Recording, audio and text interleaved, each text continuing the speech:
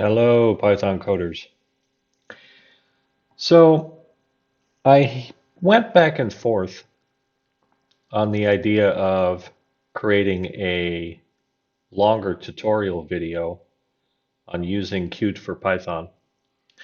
And I thought back to some of the tutorial videos that I watched when I started. And I thought to myself, well, I know that there's a lot of tutorial videos out there, but I think I could cover the basics myself really well and maybe fill in some of the gaps that were missing in the tutorial videos that I watched.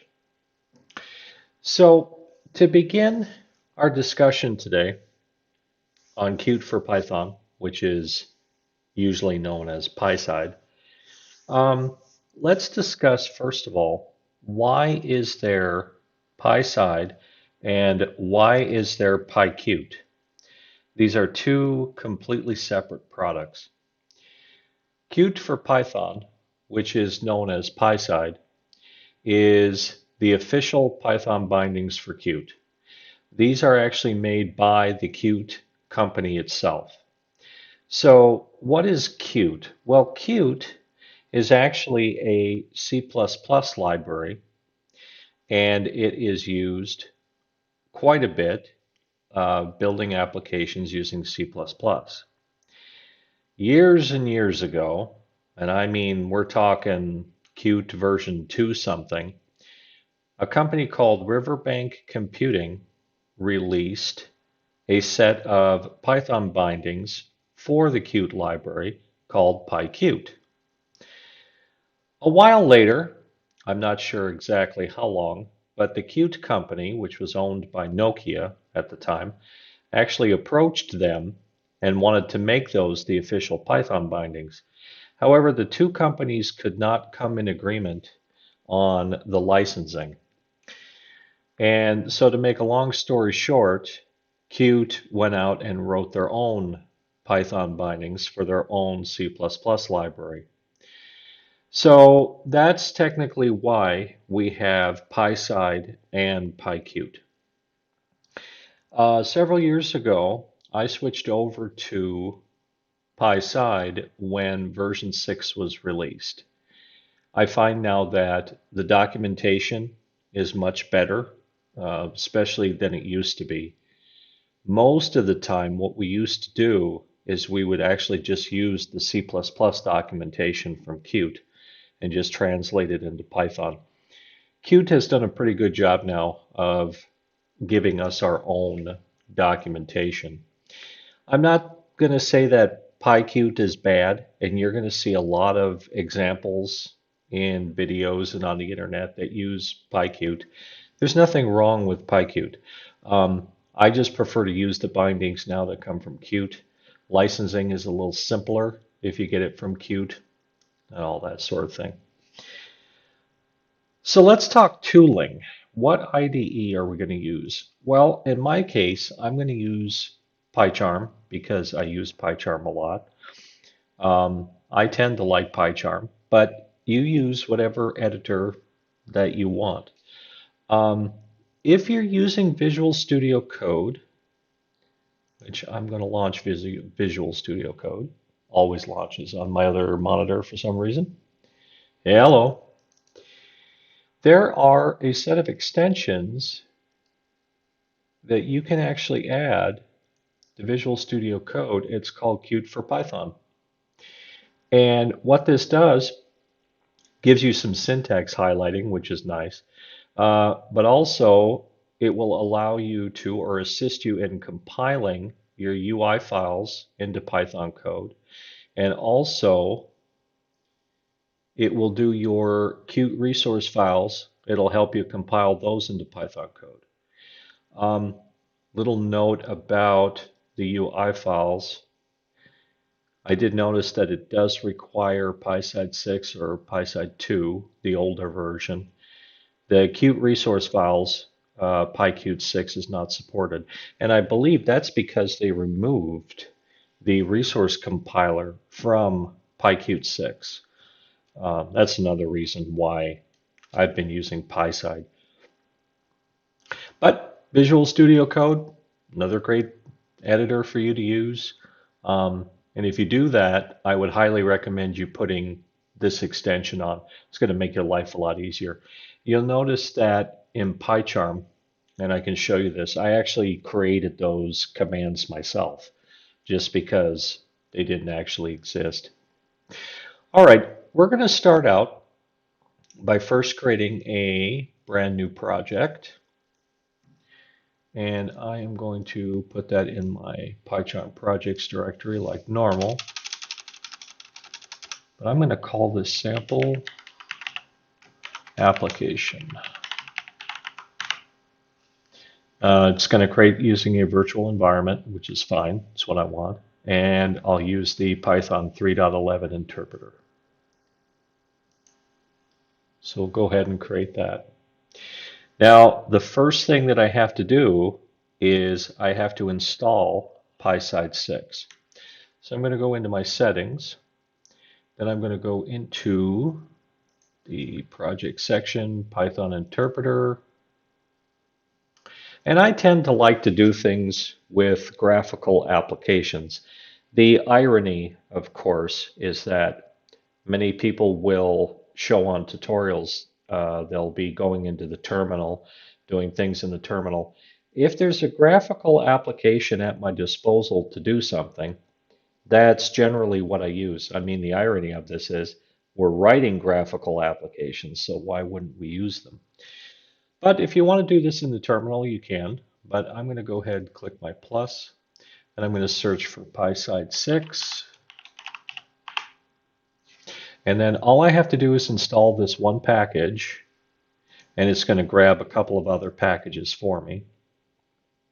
This is already cached, so it shouldn't take that long to do.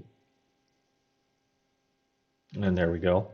And you'll notice that it installs PySide6, PySide6 add-ons, and the PySide6 essentials. And included with this, in one of these, I don't really know which one it is, but Qt Designer actually comes with it. And we're going to be using Qt Designer to take and put all of our interfaces, or to design our interfaces. All right, I can click OK. That's all done. All right, so I now have that sample application folder, and the first thing I'm going to do is, there's my sample application folder. I'm going to take this icons folder, and I'm going to copy that in there, so that now I will have a pretty simple set of icons. This one we'll use on our windows, and these we can use for our OK and cancel buttons. Nothing complicated. If I expand this, I should now have an icons folder. Yep. All right, so we're going to build 3 windows. The first window is going to be a login window for our application. We're also going to build a form that you can add a new person into the system. And then we're going to be building a main window to tie all of that together. There isn't going to be a massive amount of functionality in this sample application. What I am more interested in showing you is how do we design with Qt Designer, and also how do we connect all of these components together. The application functionality, like let's say writing to a database, a JSON file, pulling things in from the web, that isn't as important as the general building blocks that you're going to have to familiarize yourself with. Okay, so to keep my code a little bit more organized, what I'm going to do is I'm going to create some Python packages in here. So I'm going to right click on my sample application folder, new, and I'm going to create a new Python package. And I'm going to call this application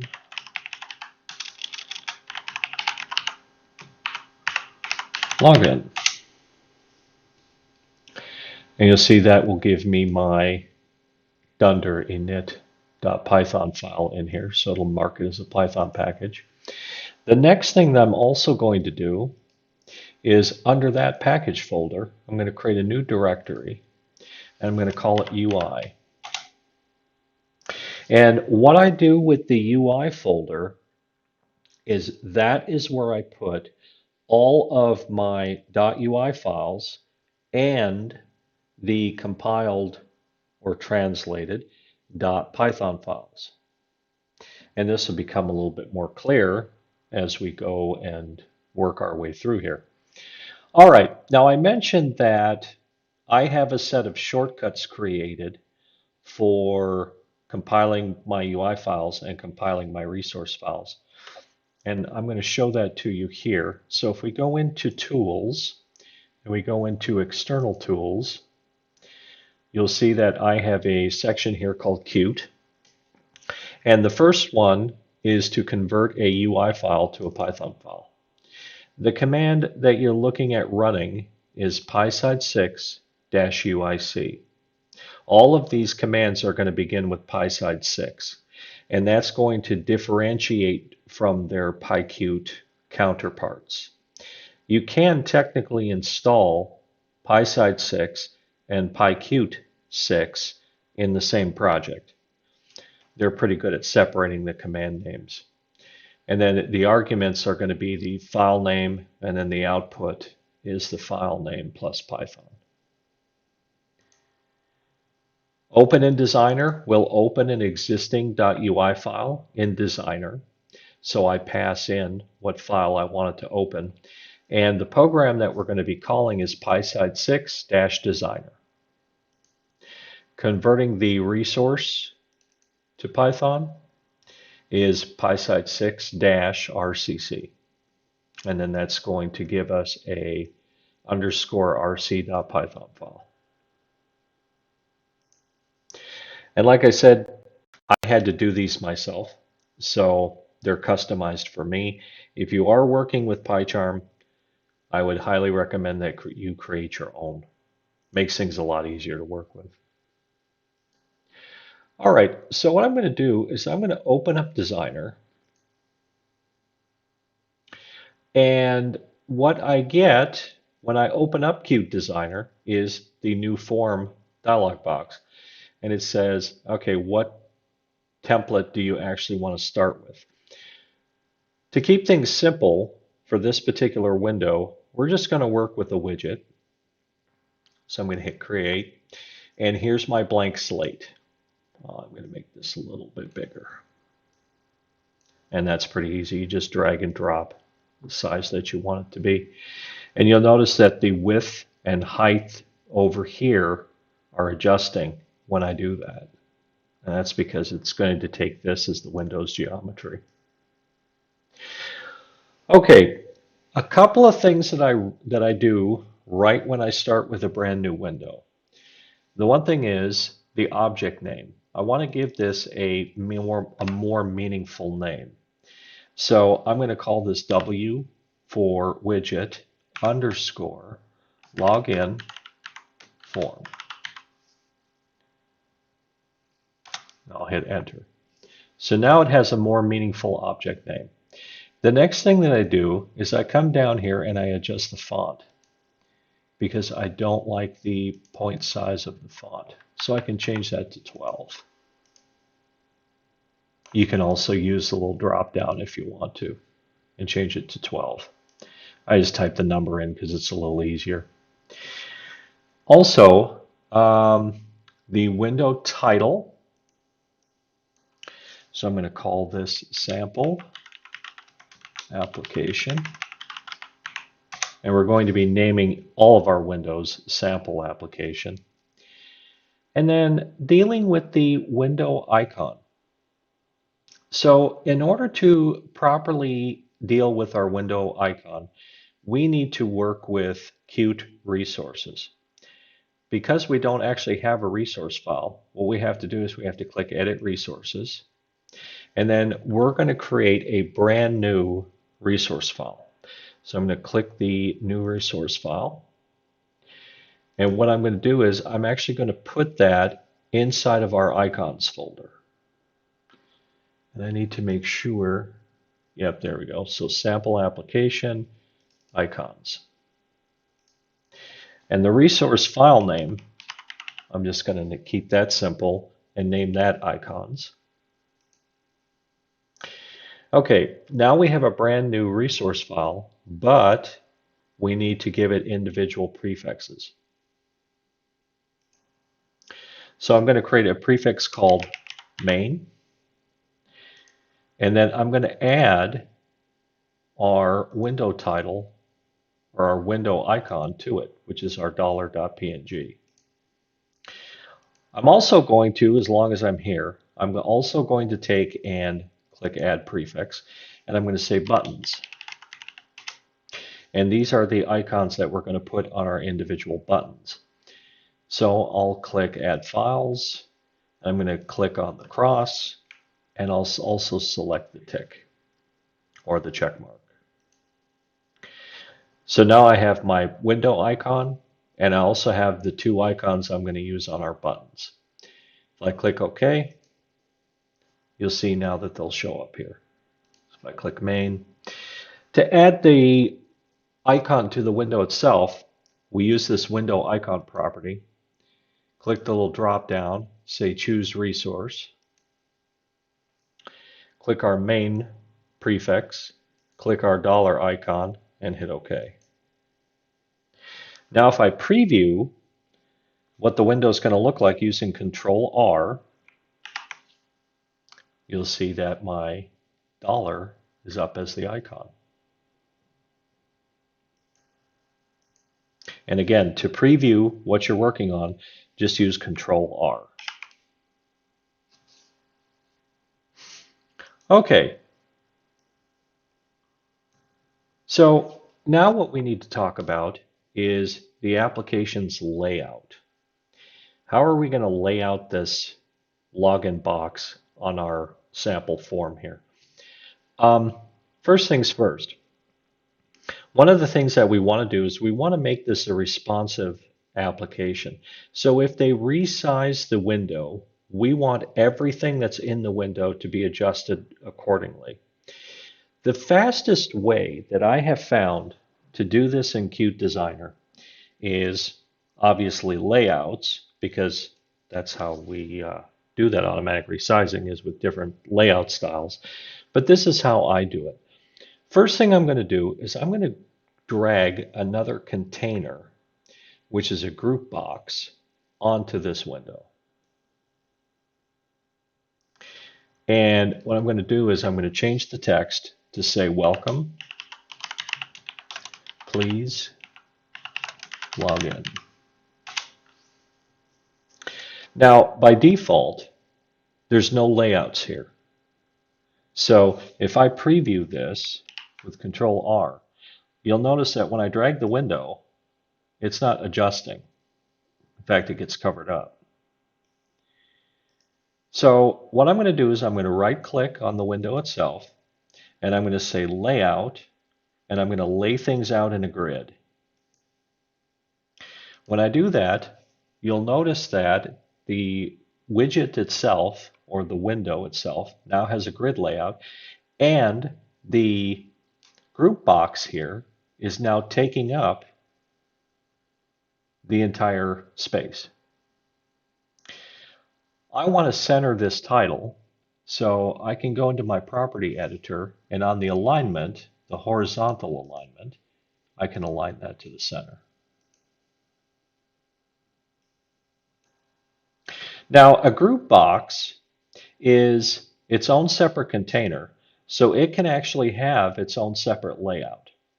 However, what you're going to notice is if I right-click inside of the group box and I go to Layout, all of them are grayed out. And that's because in order to set the layout, I must have at least one widget inside this group box. So I'm going to drag a label, and I'm going to drag a line edit, and I'll put it right next to it. Now, if I right-click inside my group box, if I go Layout, you'll see I have my layouts available to me. And I'm going to use a form layout. And a form layout essentially puts things into two columns where you have the label to the left and the line edit to the right. In other words, one widget on the left-hand side, one widget on the right-hand side. All right, we need a couple more, so I'm going to drag another label. And you'll see how when I put the label underneath, I get that blue horizontal bar. That's telling me that whatever I drag is going to go underneath this. And it snaps it right underneath the first text label. If I do another line edit to put next to it, if I have it there, it's going to put it underneath. But if I move it up, you'll see that the bar changes to a vertical blue. And that means it's going to snap it right next to that text label. That's exactly what it does. Now, if I preview this with Control R, you're going to see that the group box is going to be responsive, and so are the entry fields. And that's what we want. So see, everything is now resizing. And that's because we have given the widget a layout, and we've also given the container object, which is the group box, a layout of its own. All right, we also need two push buttons because we need to press OK and we need to press cancel. So I'll come up here for push button, and I'm going to put that directly underneath my group box. And you'll see because it's the only widget in that row, it takes up the entire display. I'm going to drag another push button, and I'm going to put it right next to it. Now, you'll see this looks a little bit funny. However, I can very easily adjust this by just adjusting the size of my group box. And you'll notice what I did was I was over here, and I drag it outside the window, and when I let go, it automatically snaps it to the grid. You'll notice too that our buttons actually resize themselves as well.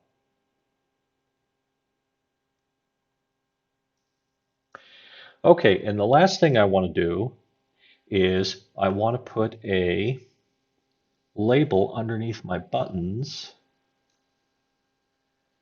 okay, which is going to be a message box or message line. And I usually say message here just so I know that there's a message line there. Okay, now you might be thinking to yourself, well, this looks kind of weird because now he's got this giant message box. What we need to do is we need to put a little distance between the group box up here and the message label down here. No matter what I do, I'm not going to be able to resize this. It's going to always snap back to the grid. So how I do that little bit of extra space is with a vertical spacer. And I want to put a vertical spacer right here between the group box and my buttons. And when I do that, I can drag this out of the way, snap it to the grid. You'll see now it's pushed the buttons to the bottom. And so now my message line is only one line. I'm going to make this just a little bit smaller. And now if I do Control R to preview this, you're going to see that we've got two buttons, our message line, our text, our line edits here, and the whole thing should be responsive, which it is. Now, is somebody going to resize this window frequently? Well, probably not, but I like to make them responsive anyway. I could just set this at a fixed size, and I could say, okay, this is going to be this big, and that's it. I'm not going to let them maximize it. I'm not going to let them drag the corner around. But this actually looks a little bit better when you actually go through the effort to make them this way. Okay. Now, one thing we need to do is we need to give our line edits and our buttons some names. So first thing, I don't really have to name the labels. I don't use them programmatically, but what I am going to do is I'm going to put in better text. So we'll say user ID and then password. Okay. Now to name the objects themselves, what I do is I click on the line edit, right click, and then choose change object name. And I usually abbreviate it the same way I did the window. So I'll say line edit underscore user ID. For the password, I'll do the same thing. So I'll say line edit underscore password. Then I will go ahead and rename the buttons. First, I'm going to change the text. This is going to be OK, and this is going to be cancel. And then I'll rename the buttons themselves. So we'll say push button OK, and this one will be push button cancel. And then for my label, I will change that object name, and I'll say label message. Okay, and one of the last things we need to do is we need to give our buttons some icons. So if I click on the OK button here, down here in the property editor is the icon. And again, I'm going to choose that same resource file. So I'm going to say choose a resource, click on buttons, and then I will click on the check mark. And see, it puts it in the button for me. Can do the same thing for the cancel button. Buttons cross. So there we go. If we preview with Control R, you'll see there's our application window. Our buttons have icons. Everything is still responsive. Now for previewing, if I go up to Form and I go Preview In, I can then pick the two different application styles. I can say Preview in Windows style. And unfortunately, this looks like Windows 95.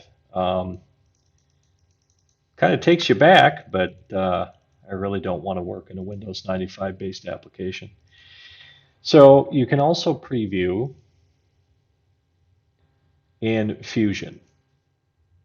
This is more of a cross-application or cross-platform widget style.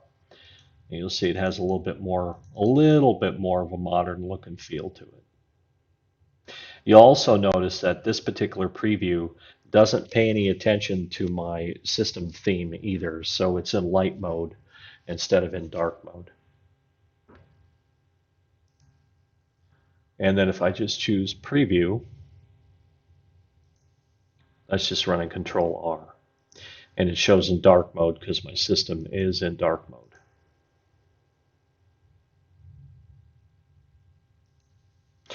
Okay, I think that should cover it for that particular window. So we're going to click Save. And I want to put that in the application login UI folder. And I'm going to say login underscore window and hit Save. Now I should actually be done with Qt Designer. So I'm going to go ahead and close it.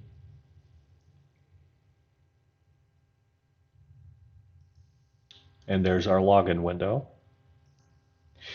And the first thing I'm going to do is I'm going to go into my icons folder. This is where my icons QRC file is, my resource file. I'm going to right click this, go down to my tools, and I'm going to convert my resource to Python. So at the root of my sample application, that's going to give me an icons underscore RC file.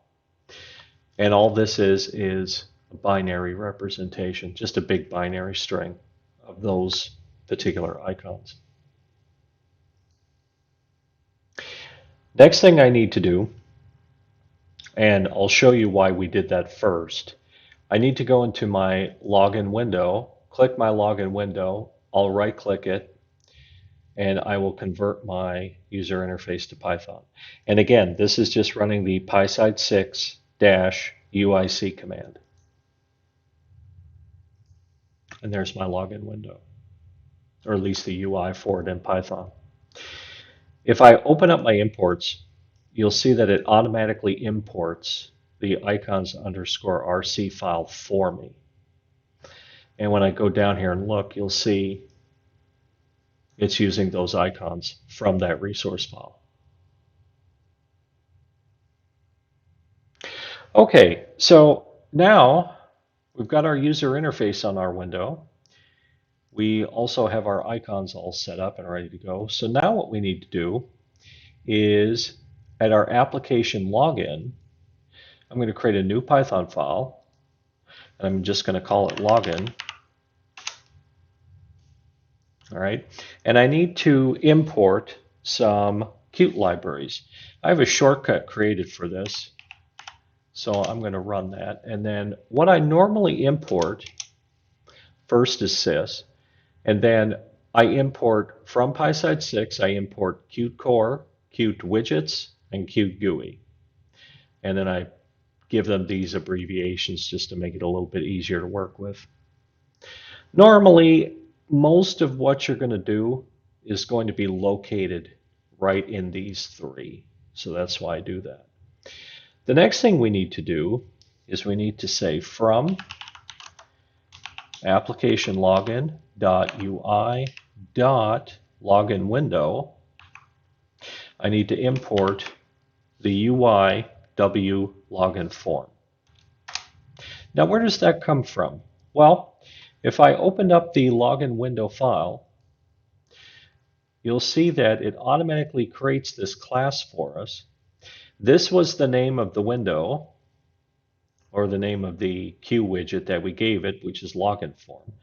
And it automatically puts a prefix of UI underscore in front of that. So after periods of time of working with this, you're just used to the naming standard. Everything that this thing auto-generates, at least in the class names, is going to begin with that UI.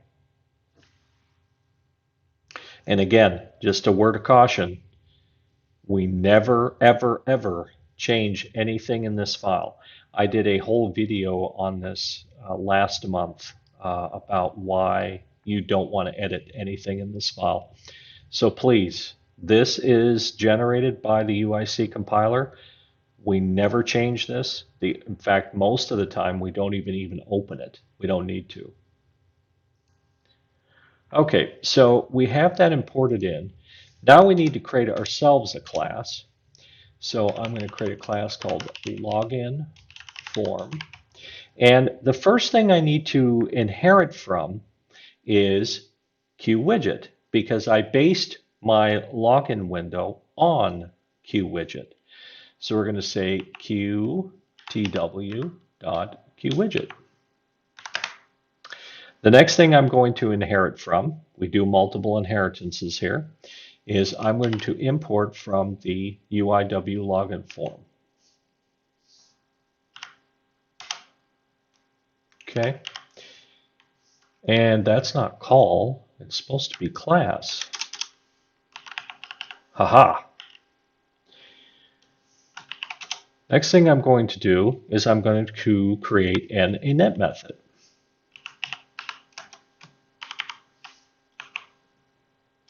All right, so we need a init method for this. And the first thing that we want to do is we want to call the initialization method of the parent, in other words, of QWidget.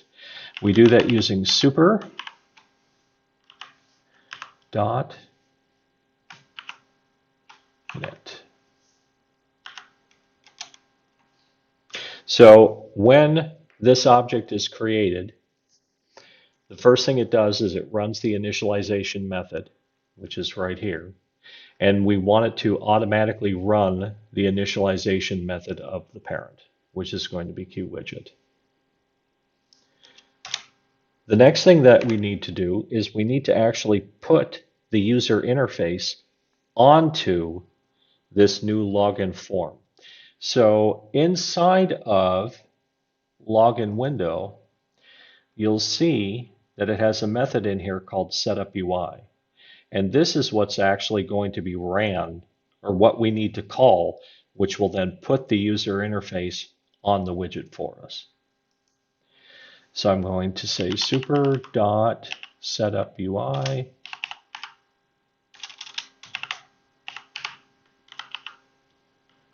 What am I doing? Oh, not super. Self.setupUI, and then we pass in self. Now we're going to have some extra functionality in here first, or in here in a little bit, but what I'm going to first do is I'm going to go into here, grab this block of code,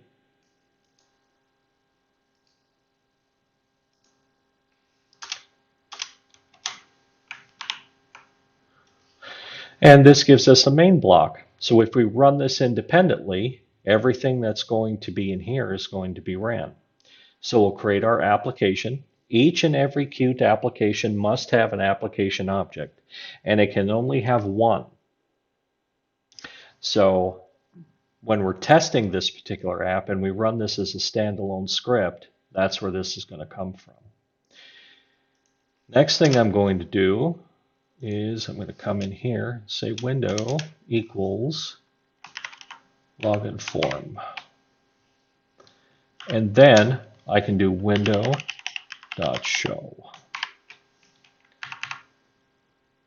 So when we create this window object, that's based off of this class. So it's going to run the initialization method.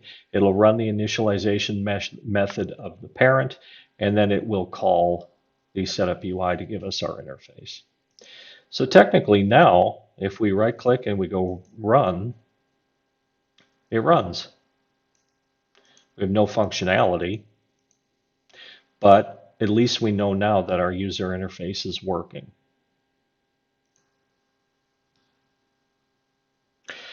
Okay, so what we need to do now is we need to give this some functionality. And let's start out with looking at our buttons. So our application has two buttons, and it has an OK button and a cancel button. When we click the cancel button, we want this window to close. So what I'm going to do, so I'm going to come in here in the initialization method, and I need to connect some signals to some slots. Signals and slots are the communication mechanism that Qt uses to communicate between widgets. So when we click a button, that is, we need to connect that click of that button to some other method. In this particular case, we're going to call the close method for the window. So I'm going to say self.pushButton cancel .clicked, which is the signal, and then I'm going to connect that to self.close. No parentheses. We're not calling that function. We just need to connect those two together. All right, now if I run this again, you'll see that my cancel button should have some functionality. And it does, it closes the window. So for our OK button, it's going to be a little bit different. So what we're going to do here is we're going to say self.pushButton.OK or underscore .clicked .connect, and I'm going to connect that to a function called process login. Now it doesn't exist, so it's a little angry with me, but we'll go ahead and create it right here.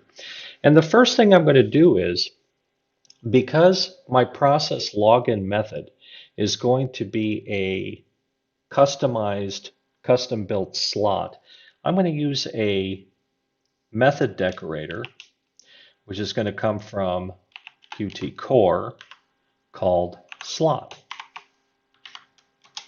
And if I was going to be passing in any data into this slot, I would say what the data type would be here. All right, so I'm going to call this process login. And we're going to make this pretty simple. So what we're going to do here is we're going to say if self.lineEdit user ID dot text is equal to JSON and self.lineEdit password dot text is equal to password. Yes, I know, super secure. Okay. Now we got to think about, what do we want to actually do when this when somebody supplies the correct user ID and password. The best thing that we could actually do in this case is emit a signal. So let's go ahead and create a custom signal that we can emit when this login is actually okay. So I'm going to come up here into my class definition, and I'm going to create myself a custom signal, and I'm going to call it login success. That's going to equal Qt Core dot signal.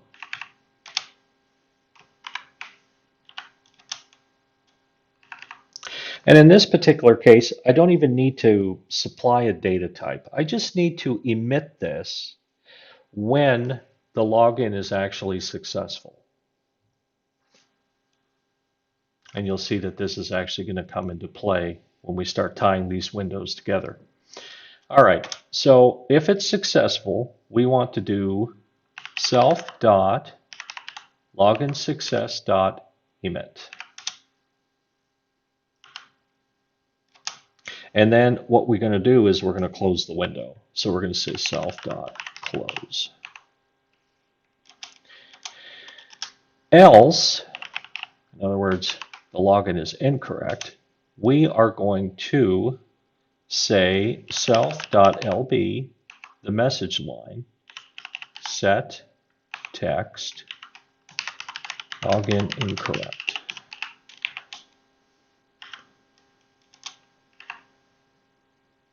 So in other words, we're not going to close the window if the login is incorrect. We're going to stay on this screen. We're only going to emit the success signal if the login is successful, and then we can go ahead and close the window. All right, so if we want to test this, now if I put in gibberish in here and I hit OK, yep, we get login incorrect. And if I put in the correct information, which would be JSON and then password, if I click OK, you'll see that the window closes.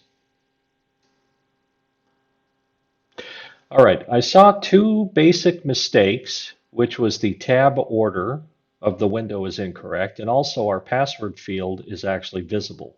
We don't want to do that. So let's go back to our login window, and we're going to open this in Designer. And we're going to fix those two things. If a tab order is out of whack, usually from dragging items onto the widget, there's a tab up here in Qt Designer called Tab Order. And you'll see that it shows me the order that tab is going to happen. So I'm going to click that to 1, this to 2, 3, 4. All right, so now if we tab through, our tab order should be correct. I'm going to click back on Edit Widgets. Next thing is our password field. We don't want this to show.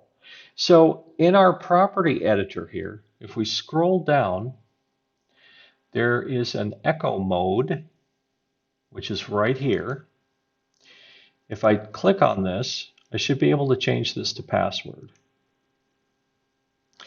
Now if I preview this, I can test that my tab order is correct. Okay, and then also my password field is now just dots. All right, so I'm going to save this, close Designer, and then to make this take effect, what I need to do is I need to go back to my .ui file, right-click it, and convert that to Python again. Now if I run this again, you'll see my cursor's where it should be. Go to JSON, and then I'll give it a bad password. And you'll see that the password field is now just circles. And if I tab, my OK button is what I tabbed to. And then, of course, it tells me login is incorrect. If I put in the right password, then it actually emits the signal and then ends the form. So even if you do forget things, it's not that hard to go back and re-edit and then recompile those files. If you take a look at how quickly we actually went in here and edited this, even after we were done with it the first time, didn't take very long, just a matter of seconds. And I'm narrating this, so obviously it's going to take me a little bit more time than if I was just flying through it on my own. But making mistakes like that, that's pretty common. It's like I was showing you, it's pretty easy to go back and fix them.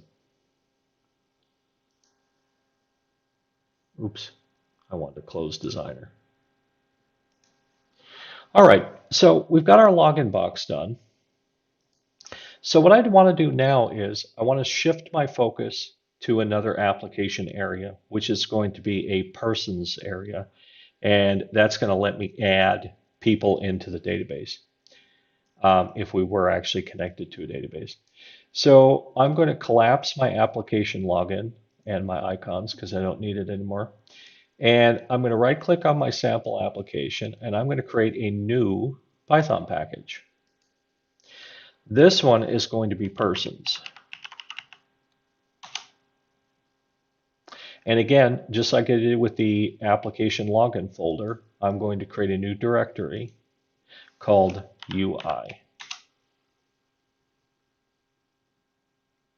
And then from here, I'm going to open up Qt Designer, and we're going to design another form. This time, instead of a Q widget, what we're going to work with is a dialog. And I'm going to choose dialog without buttons, because I don't really need to have its own button box. And I'll click Create.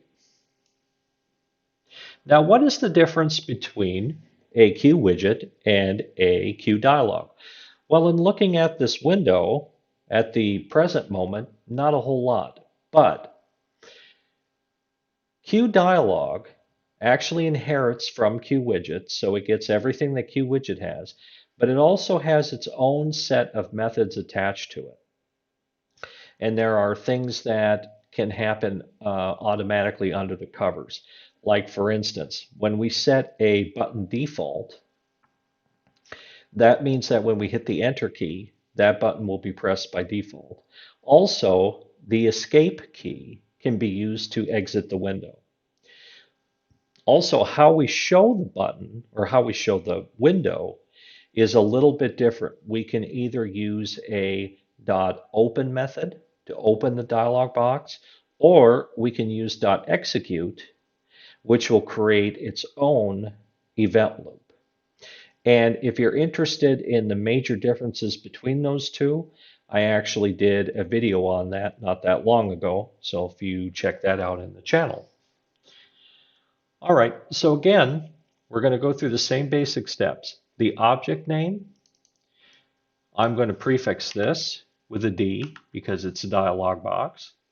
And I'll say D underscore persons, or person actually. All right, the font, I'm going to change the font to 12. And we're going to take the window icon, and again, we're going to choose resource, and we have to edit our resources to pull that resource file we already have. So that's open resource file. We go down here to our icons folder, which is right here, and choose our icons.qrc file. Okay, then we can click on our dollar icon.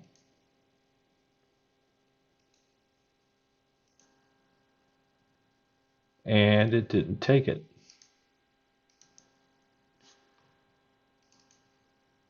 Oh, I think it did. Let me do Control R. Yeah, it did. It took it. Okay, so we're good there. I believe that's the only thing. Oh, except for the title. Where is the title?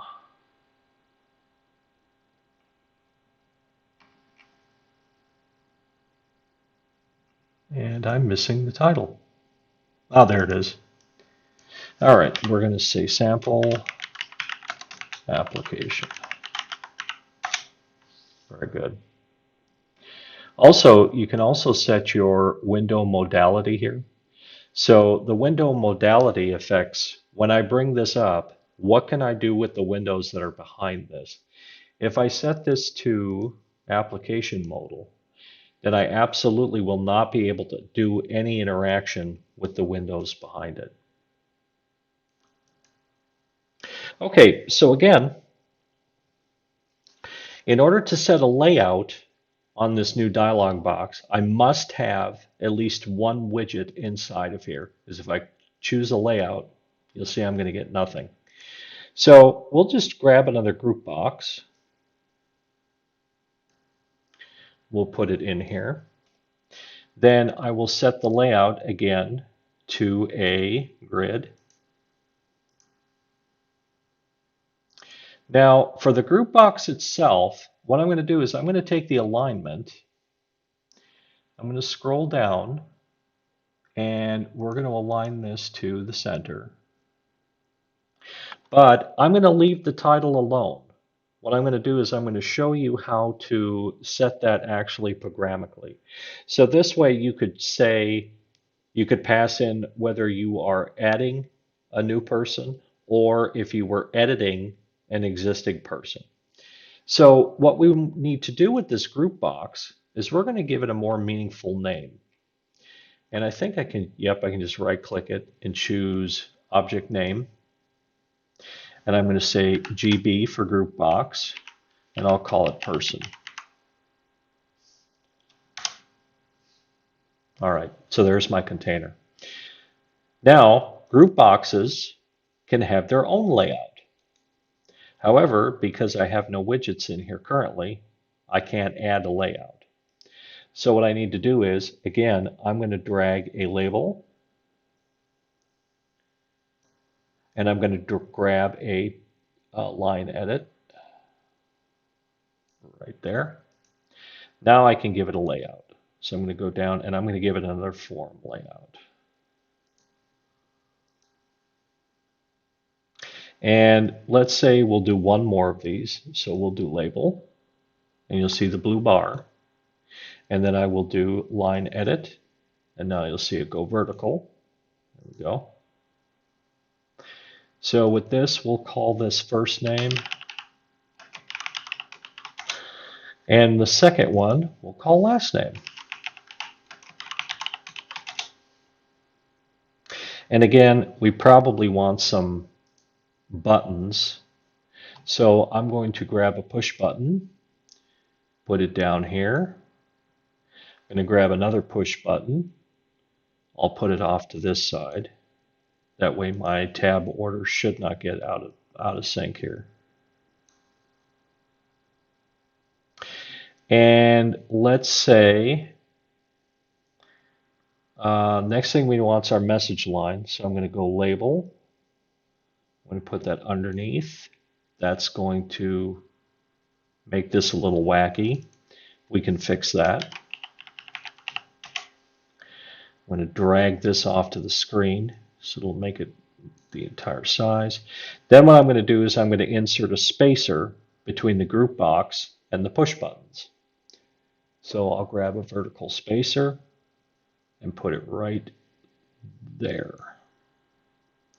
And then I usually go back and make these full size as well.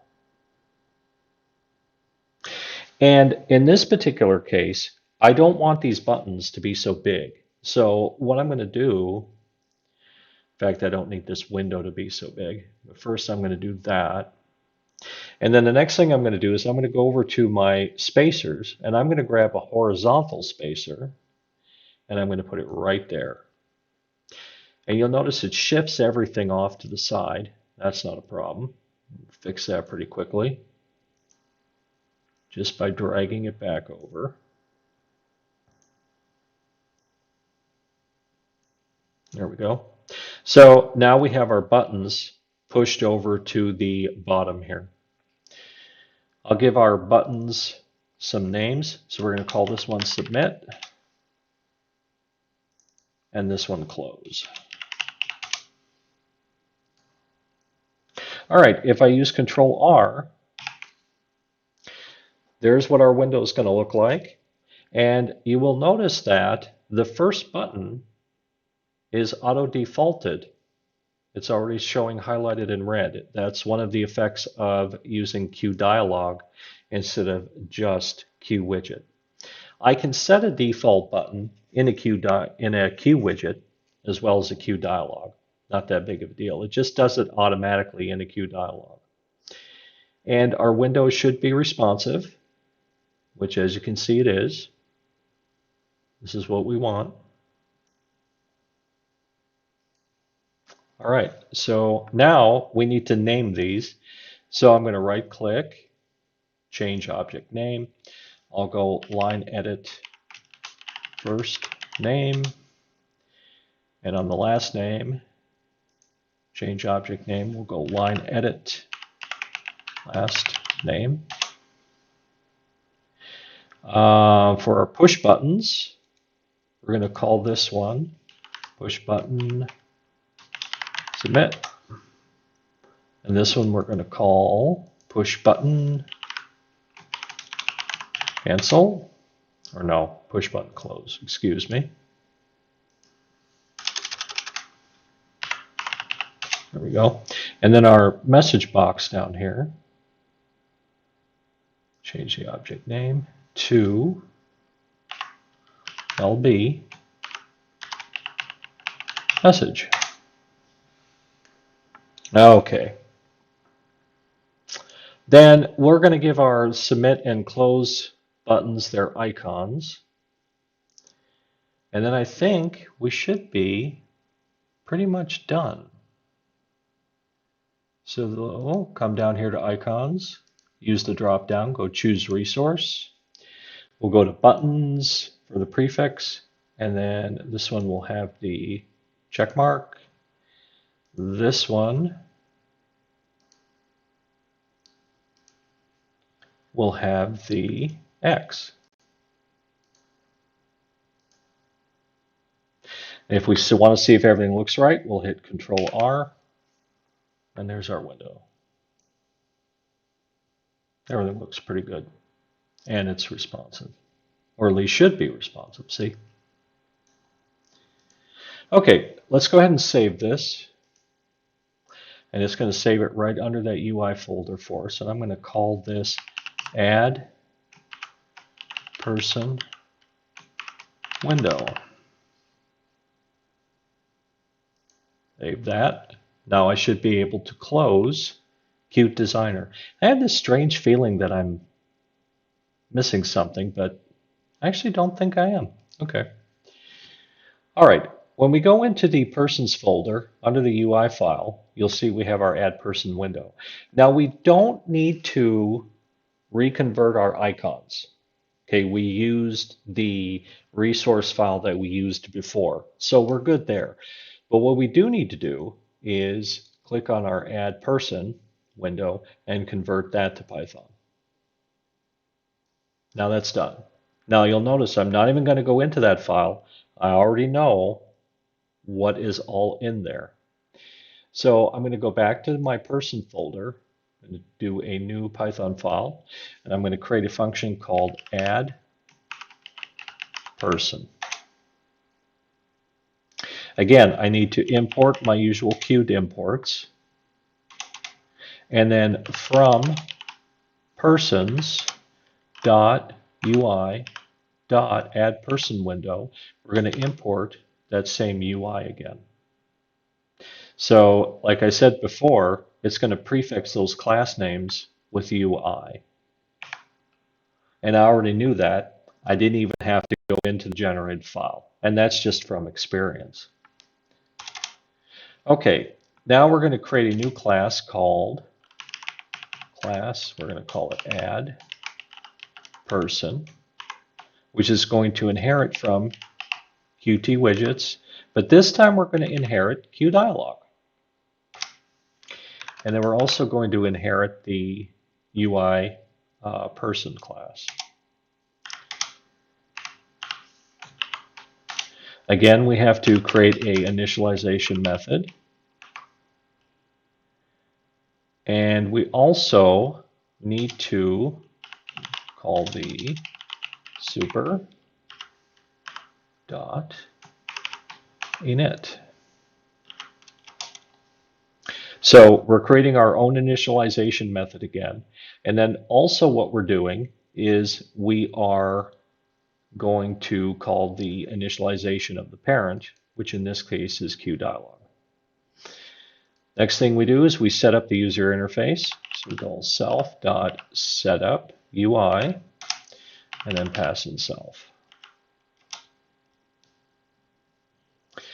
Okay, now then, let's add another main block.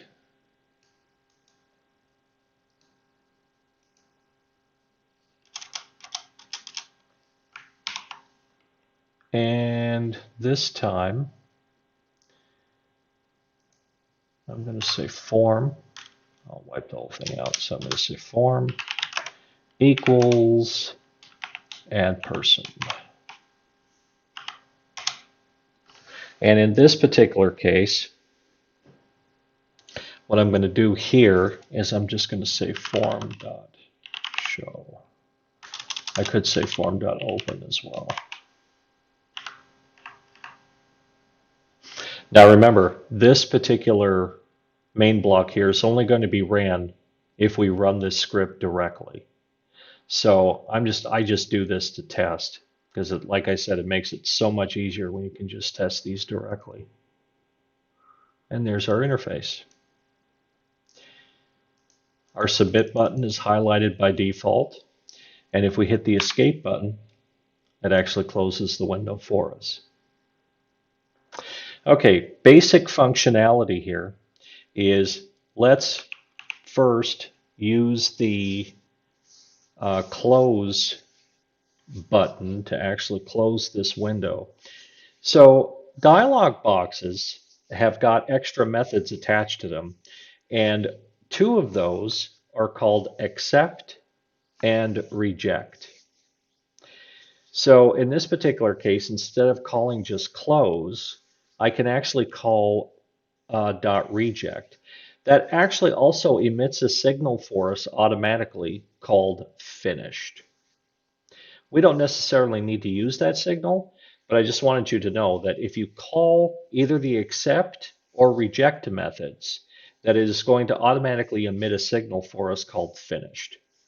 So in this case, I'm going to connect my close button. So I'm going to say self dot push buttons close, and the signal is clicked, and I'm going to connect that to self.reject. So I'm not actually calling self.close in this case, although technically I could.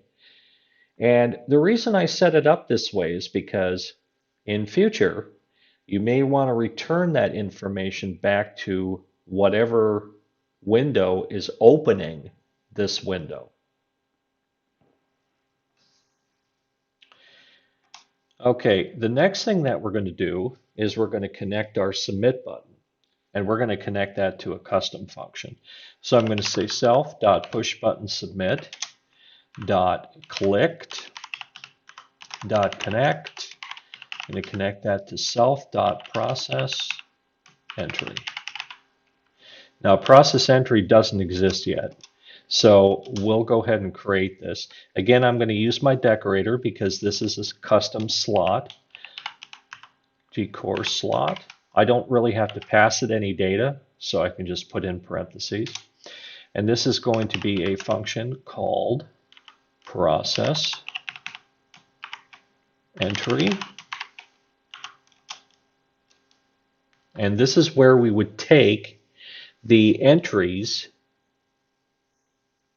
and write them into a database, put them into a JSON file, and all that. But what we'll do is we will just send a message here. And what we will do is we'll say self.label.setText, and we're going to call that person, new person added. And then we're going to clear those two entry fields. So we'll say self.lineEntry first name dot clear, and we'll say self.lineEntry last name dot clear.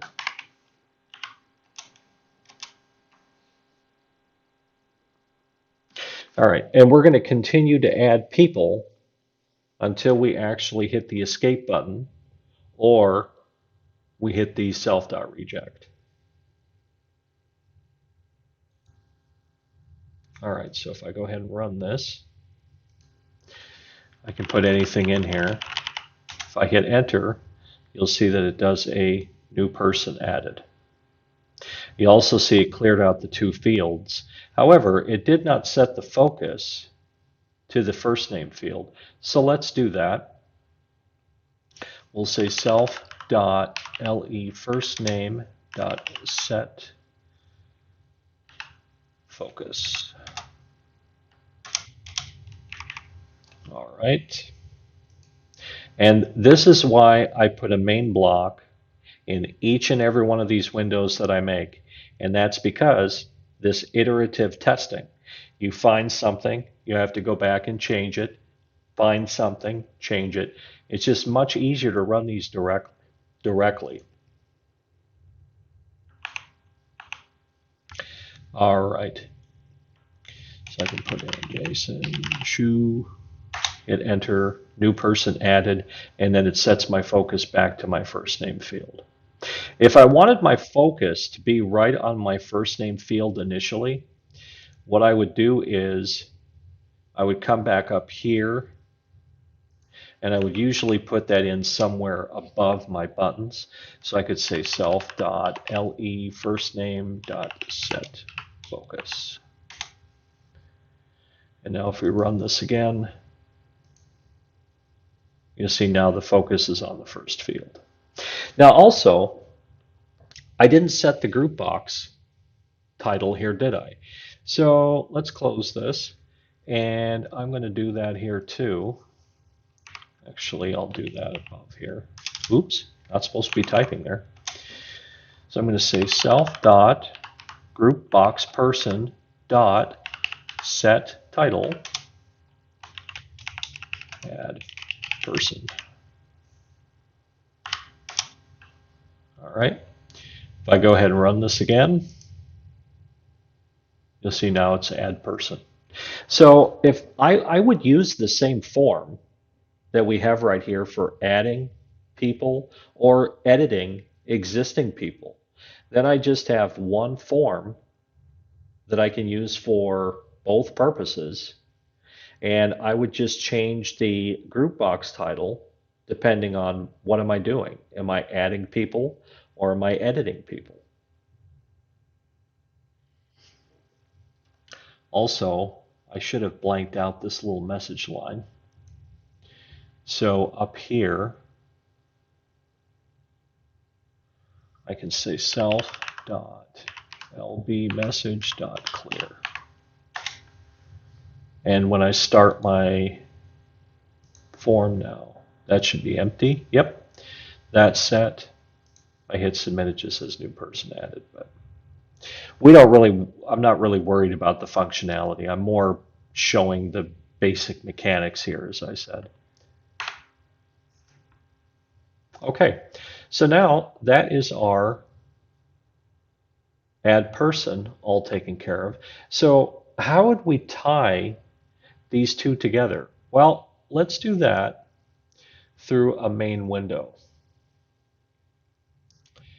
So I'm going to go back to my sample application folder, right click, and I'm going to create a new Python package again. This time I'm going to call it main for main window. And again, I'm going to add a UI folder under that. So I'm going to say directory UI. And notice how I keep that consistent. Okay, between every one of these, that's always going to be the same structure. So under UI, what I'm going to do is I'm going to run Designer. And this time, what we're going to create is a main window.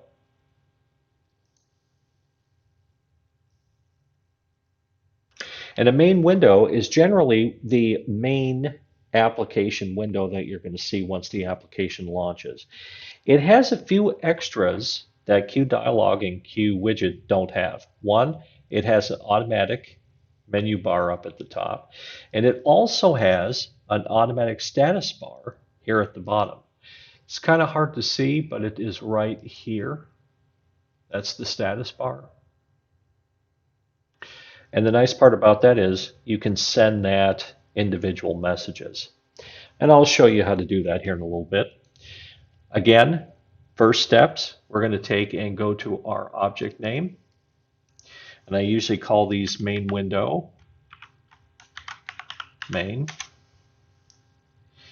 And let's see, we need to deal with the font size. Make that 12 again. Let's see. The modality doesn't actually show up in here. All right, the window title, I'm going to call that again, sample application. And then for the icon, again, we'll pull in that same exact resource file. So we'll open, go back to our icons, pull in our icons.qrc. No, I want to open that. Okay, I clicked the add one. Okay, icons.qrc, that's the right one. And there they are. I'm going to click that dollar again, click OK, and click OK. And then if I hit Control R, yeah, it's pulling in the right window icon.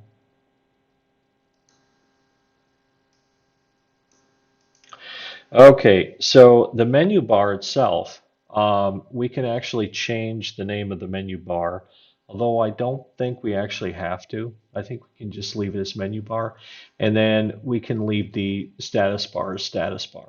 There's only going to be one per a main window anyway, so we don't really have to get too creative with the name. However, we're going to add a couple of menu options. So we're going to call this one File. And then under here, we're going to add a new option called Quit, which lets us quit the application. And what I'm going to do here is I'm going to adjust the font size because the font does not come from the parent. I don't know why. And then the action, I usually will leave that abbreviated as action, and then I'll say action underscore quit. And then over here, we're going to type in a person menu.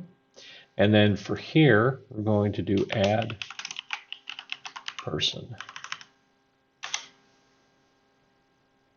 And again, I'm going to adjust the font.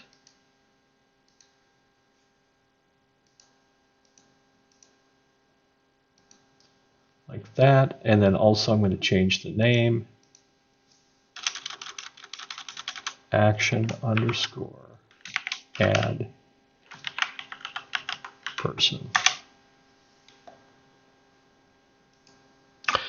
And that should be it. We're not going to add any other widgets to this. I think we'll just leave it at that. I was just trying to think if I wanted to put anything else on here, but I really don't.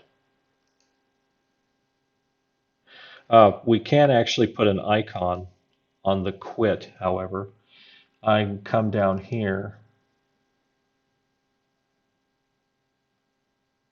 There's the icon field. Choose resource, main, no, buttons, and I can put the cross.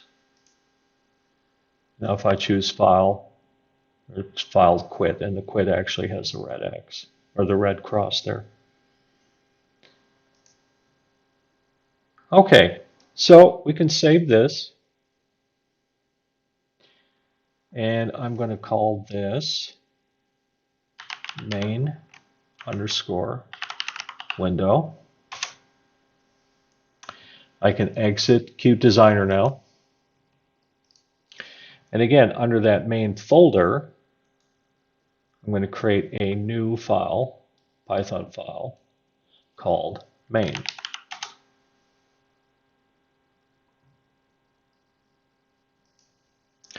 And I need to compile my main underscore window.ui.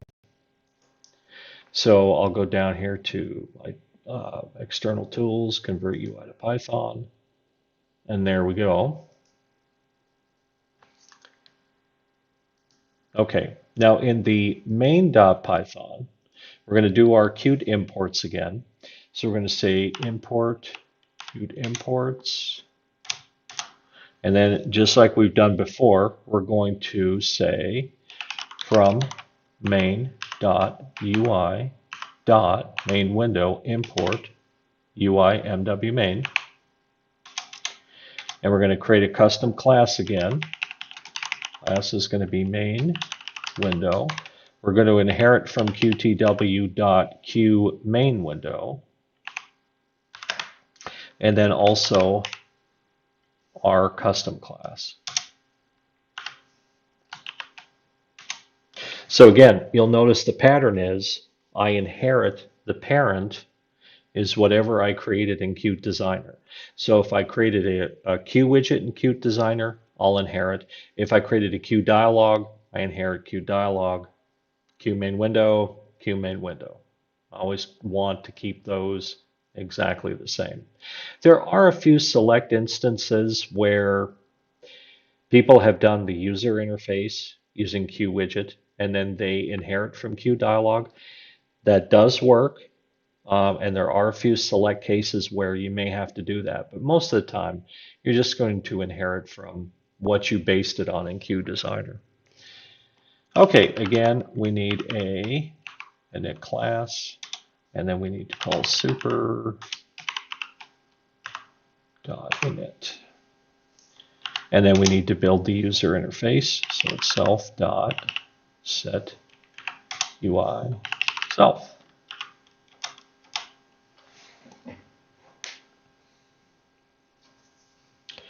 All right, now we can add our main block code in. just like we've done for our other ones. And let's see, window is going to equal, oh, main window. All right, that was perfect. And then we will call the app.execute, which will start the event loop. All right, so let's run this. Oh, I didn't put a show in. Okay, so it'll run the window, start the loop, and stay there forever. So I need to say window.show, not shoe, show. Okay. And there's our main window. You'll see we have a status bar down here at the bottom. And we've got our file quit and our add person. File quit is not actually going to do anything at the moment. All right, so we can set that up first. I'm going to put that down here. So we're going to say self.action quit. Now in this particular case, okay, these are actions. So instead of clicked, we have a different signal called triggered.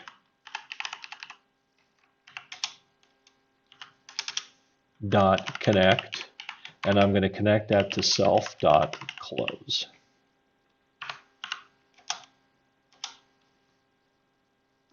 So if I run this now,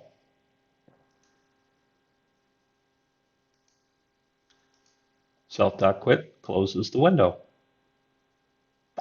Okay, now we're at a point where we could actually start tying these windows together. So how do we actually do that? We've got our login window. We've got the window to add a new person, but how are we going to do that? So let's handle the adding of the new person first, just because it'll be a little bit quicker. So I'm going to create a new custom method again. And so we're going to connect our self.action add person triggered connect, and we're going to connect that to a open add person. And this is going to be something that we're going to create ourselves. So I'm going to use my decorator again because this is a custom slot. So from Qt Core slot, I don't have to pass anything in. What I'm going to do is I am going to define this as a function. So open add person.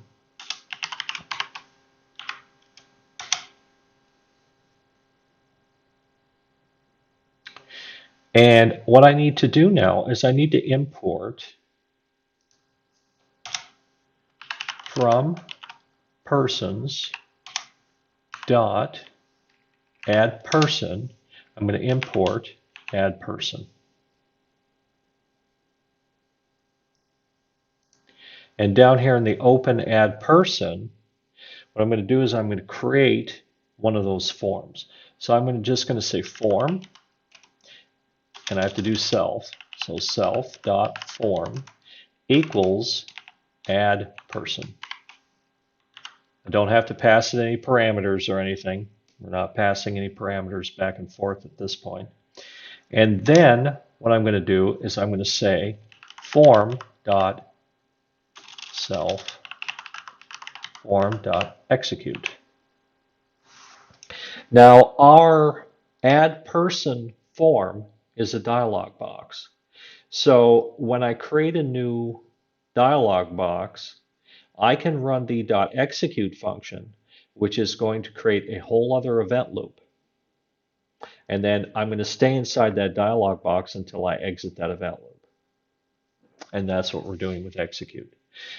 If you watch one of my previous videos on the differences between .execute and .open, There is quite a bit of difference, and there's also quite a bit of debate.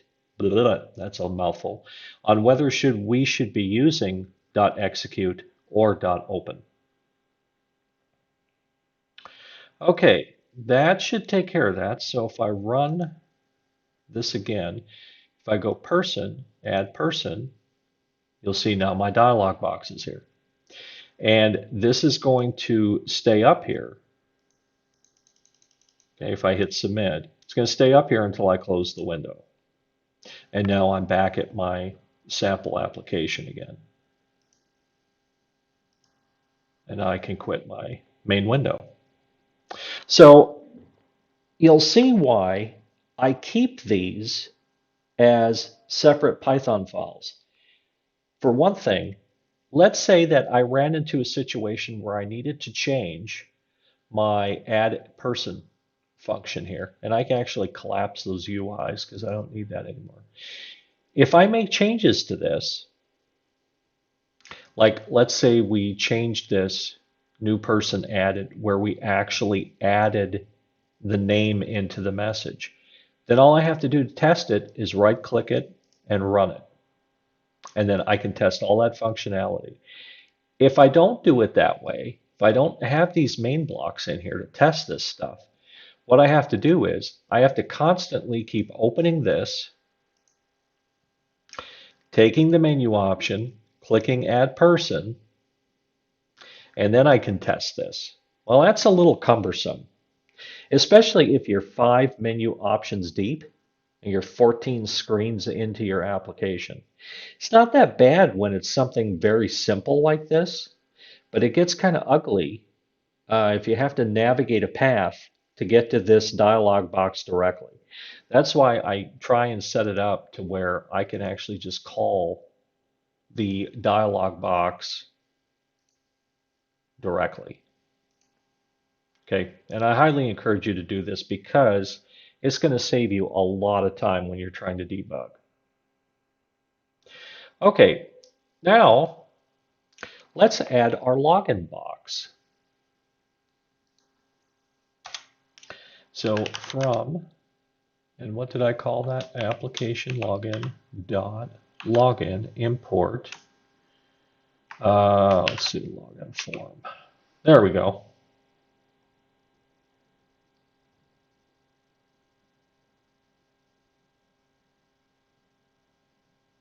Now, there's a couple of places where we could actually do this. We could do this inside of the main function here,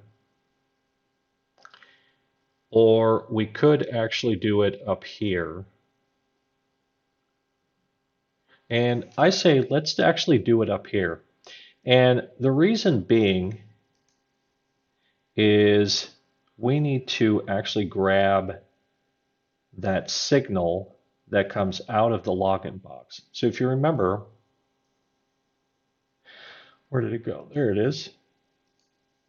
We actually are emitting this signal, which is login success.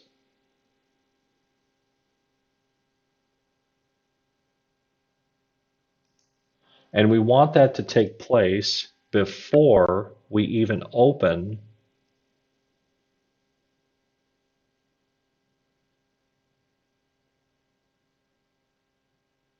any of this. So where exactly would be the best place for me to put this? I could actually put this down here. Okay, so I actually stopped and thought for a minute about where should we actually put the login form. And actually what I'm going to do is I'm going to put the login form inside of the initialization of my main window. And we're going to make the showing of the main window conditional to if the login is successful or not. And also, I'm going to take out we had a window.show here. I took that out. And what we're going to do now is we're going to create a new form. So we're going to say self.form equals a new login form. Now, we need to do something when that signal comes back. Because remember, the login is going to emit a signal when the login is successful. So I need to do something with that when I get it. So I'm going to say self.form.loginsuccess.connect to self.show. So what that means is when I create this form, and if I'm successful in my login, that signal is going to be connected. So if that is emitted, I want to then show my main window. And so form, yes, then we need to do self.form.show. And that will actually show us the login form. And again, we actually took out the show from here. So now if I run this, you see the first thing I get is my login form. And if I click cancel, it'll close. If I give it a bad user ID and password, it's going to tell me the login is incorrect. If I give it a correct one,